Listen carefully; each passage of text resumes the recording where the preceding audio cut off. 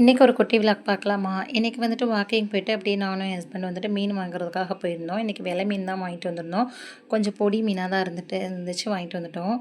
நல்லெண்ணெய் ஊற்றி பெருஞ்சீரகம், வெந்தயம்லாம் போட்டு தாளிச்சுட்டு சின்ன வெங்காயம் தான் கட் பண்ணி சேர்த்துருந்தேன்.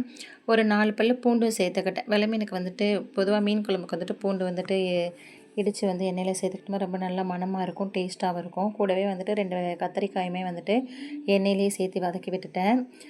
புளிக்கரைசலோட சேர்த்துக்கல. அது கொஞ்சம் நறுன்னு இருக்கும், நறுச்சுன்னு இருக்கும். அப்படிங்கிறதுனால நான் எண்ணெயிலேயே வேக விட்ருவேன். நல்லா சாஃப்டாக இருக்கும். கூடவே ஒரு ஸ்பூன் வந்துட்டு சில்லி பவுடருமே சேர்த்துக்கிட்டேன். இந்த பக்கம் வந்துட்டு சப்பாத்தியுமே போட்டுக்கிட்டேன். இன்றைக்கி வந்துட்டு காலையிலேயே குழம்பு வச்சுட்டேன். சரி ஒரே வேலையாக போயிடும் அப்படிங்கிறதுனால குழம்பு வச்சு சப்பாத்தி போட்டு முடிச்சாச்சு. பன்னீர் கிரேவி தான் பண்ணலான்ட்டு இருந்தேன். சரி வெயில் டைமில் வந்துட்டு சீக்கிரமாக முடிச்சிட்டோம்னா நம்மளுக்கு கிச்சனில் நிற்கிறதுக்கு நசந்து எரிச்சலாக இருக்காது. அதனால் சீக்கிரமே வந்துட்டு குழம்பு வச்சு சப்பாத்தியை போட்டாச்சு. இந்த பக்கம் வந்துட்டு கொஞ்சம் மீன் எடுத்து வச்சுருந்தேன். அதையுமே பெரட்டி ஃப்ரிட்ஜில் வச்சிடலாம், சூடாக மதியத்துக்கு பொரிச்சுக்கலாம் அப்படின்னு சொல்லிட்டு மீன் வந்துட்டு பெரட்டி வச்சுருந்தேன் இல்லையா, அதில் கொஞ்சம் மசாலா இருந்துச்சுல, அதை வந்துட்டு குழம்புக்கு போடுற மீனை வந்துட்டு அதிலேயே கொஞ்சம் பெரட்டி போட்டுக்கிட்டேன். இந்த மாதிரி சேர்க்கும்போது அந்த மசாலாவும் வேஸ்ட் ஆகாது, கொஞ்சம் டிஃப்ரெண்ட்டாக டேஸ்ட்டாகவும் இருக்கும். நல்லா கொதிச்சதுக்கப்புறம் மீனை போட்டுட்டு நல்லா ஒரு 2 கொதி கொதிச்சதுக்கப்புறம் மாங்காய் போட்டேன். இந்த தடவை வந்துட்டு மாங்காய், கத்திரிக்காய், முருங்கைக்காய்லாம் போட்டேன்.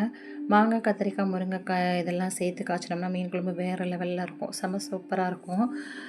சில பேர் ஏதாவது ஒன்று தான் சேர்ப்பாங்க. நான் கத்திரிக்காய், மாங்காய், முருங்கைக்காயெல்லாம் இருந்துச்சுன்னா எல்லாத்தையுமே நான் சேர்த்துக்கிருவேன். ரொம்ப சூப்பராக இருக்கும்.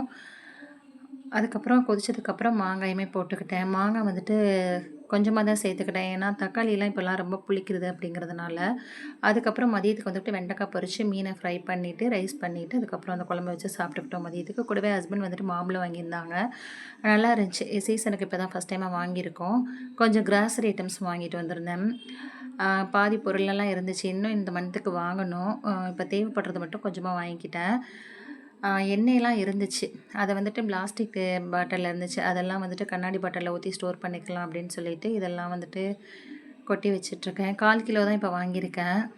ஏன்னா 1/2 கிலோ வாங்கினோம்னா பூச்சி பிடிச்சிருது அப்படிங்கிறதுனால முடிய பக்கத்தில் வாங்கிக்கலாம் அப்படிங்கிறதுனால, பக்கத்தில் கடைகள் இருக்கிறதுனால அப்பப்போ முடியும் போது வாங்கிக்கலாம் அப்படின்னு சொல்லிட்டு இந்த தடவை பிளான் பண்ணியிருக்கேன். எண்ணெயுமே வந்துட்டு நல்லெண்ணெய், கடலெண்ணெய்லாம் இருந்துச்சு. தேங்காய் எண்ணெயும் கோல்டு வின்னர் மட்டும் வாங்கிக்கிறோம் அப்படின்னு சொல்லிட்டு இருக்கிற எண்ணெயை மட்டும் ஃபில் பண்ணி வச்சுருக்கேன். மீதி இருந்த நல்லெண்ணெயை வந்துட்டு நெய் வச்சுருந்தேன் இல்லையா கண்டெய்னர், அதில் வந்துட்டு ஊற்றி வச்சுக்கிட்டேன். சரி தோசைக்கு ஊற்றிக்கலாம் அப்படின்னு சொல்லிட்டு. இதில் வந்துட்டு நெய் வந்துட்டு அந்தளவுக்கு எடுக்கிறதுக்கு எனக்கு வந்துட்டு ஈஸியாக இருக்க மாட்டேங்குது. அதனால் எண்ணெய் ஊற்றி வச்சுக்கிட்டா நல்லாயிருக்கும் அப்படிங்கிறதுனால அது வந்து ஆக்சுவலி வந்துட்டு ஆயில் ஸ்பூனு தான். தேங்க்ஸ் ஃபார் வாட்சிங்.